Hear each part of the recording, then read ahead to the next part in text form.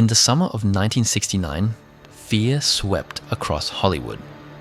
The victims weren't politicians, they weren't rival gang members, they weren't involved in organized crime. Instead, they appeared to be ordinary people living glamorous lives in one of America's most famous cities. The brutality of the murders shocked the nation. Newspapers covered every detail.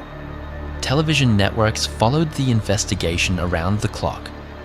Rumors spread rapidly. Who could have committed such horrific crimes? As police searched for answers, they uncovered something even more disturbing. Behind the murders was not a criminal organization, it was a cult. At its center stood a man who never personally committed the murders that made him infamous. A man with no wealth, no political power, and no special authority. Yet somehow, he convinced others to kill for him. His name was Charles Manson. And this is the story of the cult leader who terrorized Hollywood. Before he became one of America's most notorious cult leaders, Charles Manson was simply a troubled child. Charles Mills Manson was born on November 12, 1934, in Cincinnati, Ohio. His early life was unstable from the beginning. His mother was only 16 years old when he was born. His father was largely absent. As a child, Manson experienced neglect, instability, and frequent disruptions. Throughout his youth, he moved between relatives, foster homes, reform schools, and juvenile detention facilities. By his teenage years, he had already developed a long record of criminal behavior. The pattern continued into adulthood: burglary, theft, fraud, auto theft, repeated arrests, repeated prison sentences. For much of his life, Manson spent more time behind bars than outside them. Yet prison gave him something unexpected: time. Time to study people, time to observe human behavior, time to develop skills that would later make him dangerous. Former associates described Manson as highly observant. He learned how to read emotions, how to identify vulnerabilities, how to tell people exactly what they wanted to hear. While incarcerated, he also became fascinated with psychology, religion, philosophy, and self-help teachings. He studied various belief systems and learned how charismatic leaders gained influence over followers. Most importantly, he developed an obsession with recognition. Manson desperately wanted fame. He wanted people to admire him, to listen to him, to follow him. The world had ignored him for most of his life. He intended to change that. When he was released from prison in 1967, America was changing rapidly. And Manson was about to find the perfect environment for his ambitions. The late 1960s were a unique moment in American history. Across the country, young people were rejecting traditional values. The counterculture movement promoted peace, freedom, experimentation, and spiritual exploration. Thousands of young people traveled to California searching for meaning and new experiences. For Charles Manson, it was the perfect opportunity. Shortly after his release, he arrived in San Francisco. There, he encountered young men and women eager to challenge society's rules. Many felt disconnected from their families. Many were searching for purpose. Many were vulnerable. Manson quickly recognized this. Using charm, attention, and carefully crafted conversations, he began attracting followers. Unlike traditional cult leaders who relied heavily on religion, Manson presented himself as a guide, a teacher, a friend, someone who truly understood people. His followers often described feeling accepted and understood in ways they had never experienced before. As more people joined him, the group became known as the Family. Despite the name, it was not a normal family. Members gradually became dependent on Manson for approval, guidance, and identity. The group traveled throughout California, often living communally. They spent time at ranches and isolated properties where Manson's influence continued to grow. What began as a loose collection of followers slowly evolved into something far more dangerous. Because Manson wasn't merely seeking companionship, he was seeking control. The power Charles Manson held over his followers remains one of the most studied examples of psychological manipulation in modern history. Unlike dictators or military leaders, Manson had no official authority. Everything depended on influence, and he became remarkably effective at using it. One of his most powerful tools was isolation. Members spent increasing amounts of time away from friends and family. Outside opinions became less important. Manson positioned himself as the ultimate source of truth. He encouraged followers to reject conventional society. According to Manson, the outside world was corrupt, materialistic, and spiritually empty. Only the family truly understood reality. Drug use also played a significant role. Psychedelic substances were frequently used during lengthy group sessions. During these experiences, Manson often delivered lectures and interpretations of the world around them. Followers reported that his ideas seemed profound and meaningful under such conditions. Over time, Manson's teachings became increasingly bizarre.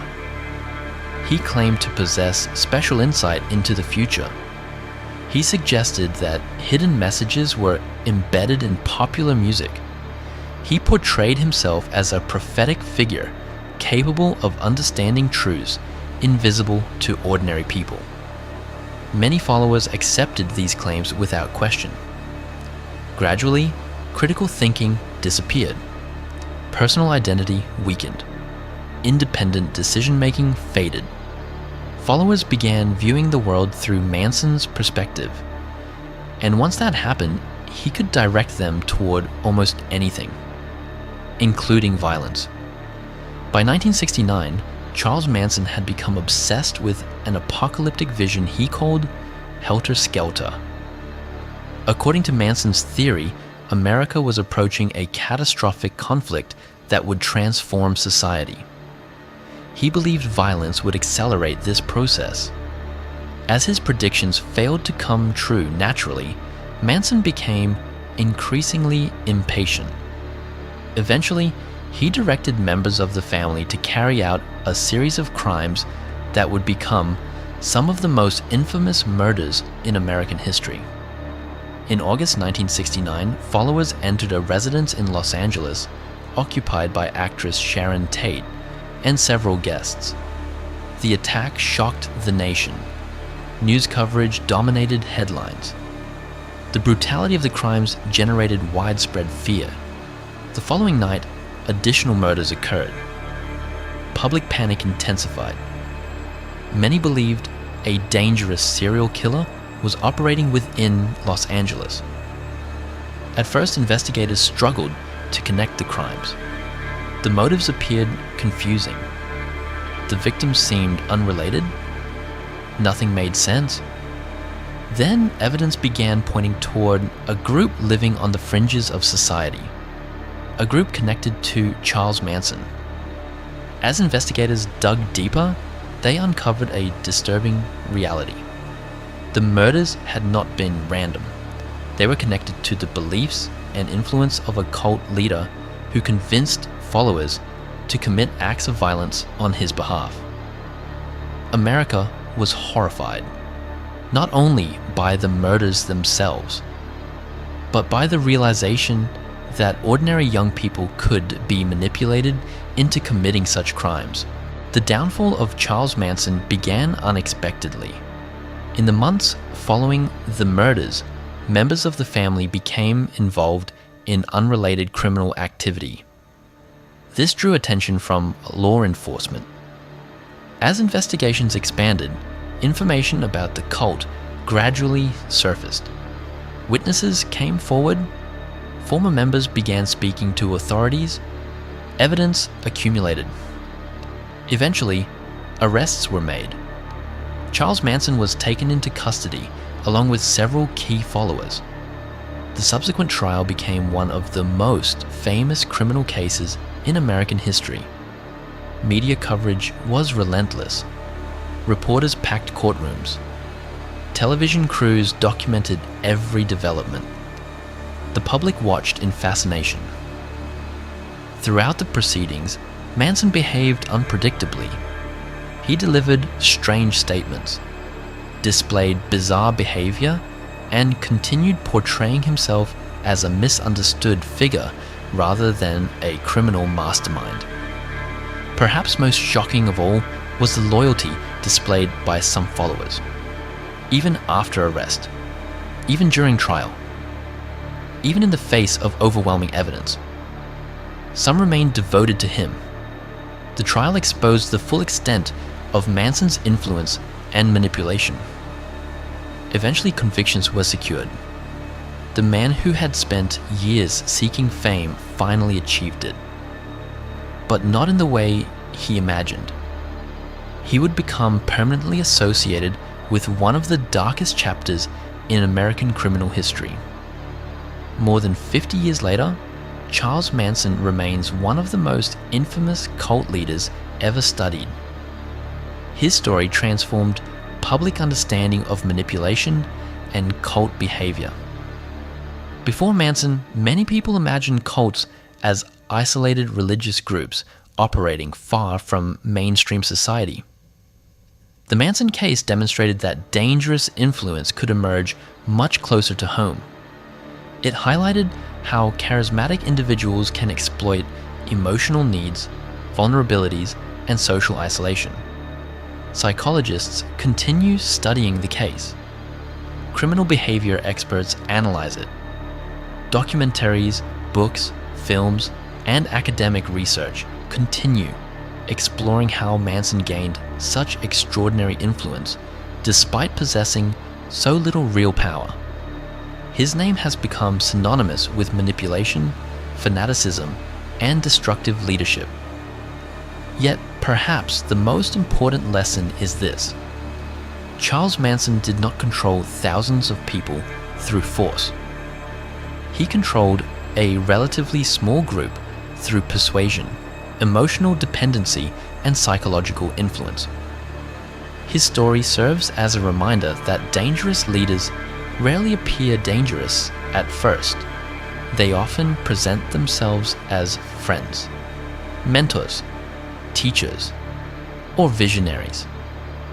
Only later do followers discover the true cost of their loyalty.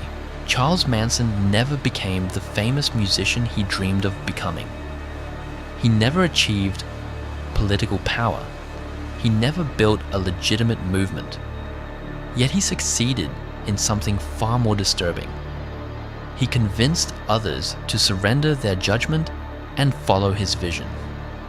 The result was a series of crimes that shocked Hollywood, terrified America, and permanently changed how society viewed cults. More than half a century later, the lessons remain relevant. Because the story of Charles Manson is not just about one man, it is about influence, manipulation, and the dangers of giving any individual unquestioned power over the lives and minds of others. And that is why Charles Manson remains one of history's most infamous cult leaders.